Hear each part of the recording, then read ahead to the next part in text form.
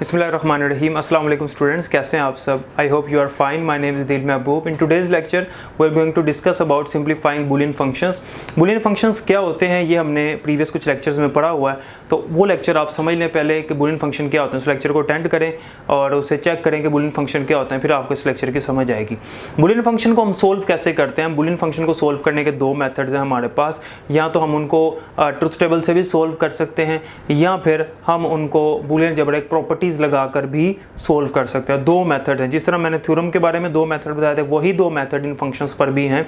जैसे अगर हमारे पास एक फंक्शन हो f x comma y is equals to x plus x dot y, ये एक बूलियन फंक्शन है। ये ट्रुथ टेबल से भी प्रूव हो सकता है और इसी फंक्शन को हम प्रॉपर्टीज़ अप्लाई करके भी प्रूव कर सकते हैं।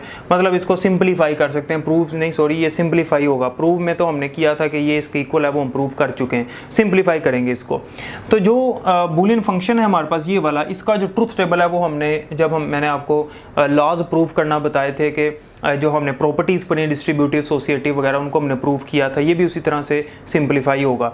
लेकिन जो मेथड इसका रह गया है कि हम इसमें कैसे प्रॉपर्टीज़ अप्लाई करके इसको सिंपलीफाई करते हैं वो देख लेते हैं। सिंपली हमारे पास है x plus x dot y. तो हमने डिस्ट्रीब्यूटिव लॉ पढ़ा हुआ है कि अगर हमारे पास x plus y dot z हो तो वो किसके इक्वल आता है? X plus y dot x plus z. तो यहाँ पे वो अप्लाई अगर हम करें तो ये हमारे पास क्या बनेगा? X plus x dot x plus y, ये हमारे पास बन गया। ठीक है। और इसमें हमें पता है कि x प्लस एक्स किसके इक्वल होता है? x के इक्वल होता है। ये हमने पढ़ा हुआ है कि x प्लस एक्स किसके इक्वल है? x के इक्वल है। तो यहाँ पे आ जाएगा x dot x plus y। और फिर हमने पढ़ा हुआ है कि x डॉट एक्स भी किसके इक्वल होता है? x के इक्वल होता है। यहाँ पे भी x अप्लाई कर देंगे तो x प्लस वाई आ जाएगा। ये हमने सिंप्लीफाई कर लिया। तो इस इक्वेशन को, इस एक्सप्रेशन को हमने सिंप्लीफाई किया तो हमारे पास x प्लस वाई बना। तो इस तरह फंक्शन को सोल्व करते हैं। इंपॉर्टेंट क्वेश्चन नहीं है, आता नहीं है, लेकिन ये एग्जाम्पल के तौर पर मैंने आपको बताया। तो फंक्शन को हम दो तरीकों से सोल्व कर सकते हैं, ट्रुथ टेबल से भी और प्रॉपर्टीज़ अप्लाई करके, जो सी मैंने यहाँ प्रॉपर्टीज़ अप्लाई की। उसके बाद बूलियन अलजेब्रा क्लास के डिसएडवांटेजेस क्या है वो देखते हैं।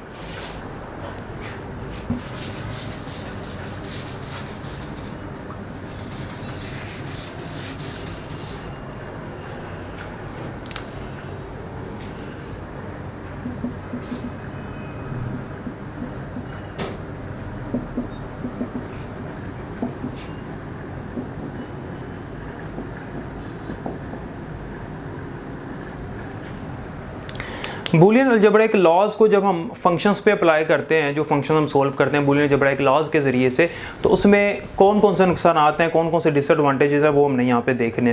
पहला तो डिसएडवांटेज ये है कि सब लोगों का इक्वल आंसर नहीं आता है। ऐसे बहुत रेयर चांस होते हैं कि सबका इक्वल आंसर आए। मुख्तलिफ लोग मुख्तलिफ प्रॉपर्टीज़ अप्लाई करते हैं, सब ने अपने हिसाब से सही किया होता है, लेकिन किसी का भी आंसर जो है वो मैच होने के चांस बहुत कम होते हैं कि सबके आंसर जो है वो मैच हो रहे हो। तो पता नहीं लगता, इसमें जज करना बड़ा मुश्किल होता है कि इसका आंसर सही, क्योंकि हम सिंप्लीफाई कर रहे हैं। प्रूव में तो ये होता है ना, जैसे हमने प्रूव किया था कि x प्लस एक्स किसके इक्वल? x के इक्वल है। इसको हमने प्रूव किया, ये x के ही इक्वल होना चाहिए। अगर तो x के इक्वल नहीं आ रहा है, इसका मतलब हमने गलत किया, सिंपल इज दैट। लेकिन अगर हमारे पास कोई फंक्शन लिखा हुआ है f x comma y is equals to x plus x dot y, ये लिखा हुआ है। अब ये इसको तो किसी के इक्वल नहीं हमने लेके आना, इसको तो हमने सिंपल सिंप्लीफाई करना है। तो मुख्तलिफ लोग सिंप्लीफाई करेंगे बूलियन अलजेब्रा एक लॉज प्रॉपर्टीज़ लगा के, किसी का कुछ आंसर आएगा, किसी का कुछ आंसर आएगा। तो इस सूरत में जो है ये इसका एक नुकसान है। तो दूसरे नंबर पे जो इसका नुकसान है वो ये है कि इनको हम कंप्यूटर पे सोल्व नहीं कर सकते। कंप्यूटर में इसकी कोई एप्लीकेशन नहीं, हम सिर्फ इसे पेपर वर्क इस पे सारा करते हैं, और इसमें ये बड़ा टाइम कंज्यूमिंग काम है। इसमें बहुत सारी प्रॉपर्टीज़ माइंड में आ रही होती हैं कि ये प्रॉपर्टी भी लग जाए, ये भी लग जाए। तो बेस्ट सिंप्लीफाइड आंसर इसमें नहीं मिलता हमें हमेशा। कभी मिल भी जाता है लेकिन कभी नहीं भी मिलता। तो बेस्ट सिंप्लीफाइड आंसर निकालना इसमें ज़रा डिफ़िकल्ट होता है। तो ये इसके डिसएडवांटेजेस हैं। इन डिसएडवांटेजेस से बचने के लिए फिर के मैप है हमारे पास, जो इंशाल्लाह हम नेक्स्ट लेक्चर में डिस्कस करेंगे। अगर इस लेक्चर में आपको कोई क्वेश्चन है तो आप पूछ सकते हैं। मिलते हैं नेक्स्ट लेक्चर में। अल्लाह हाफिज़।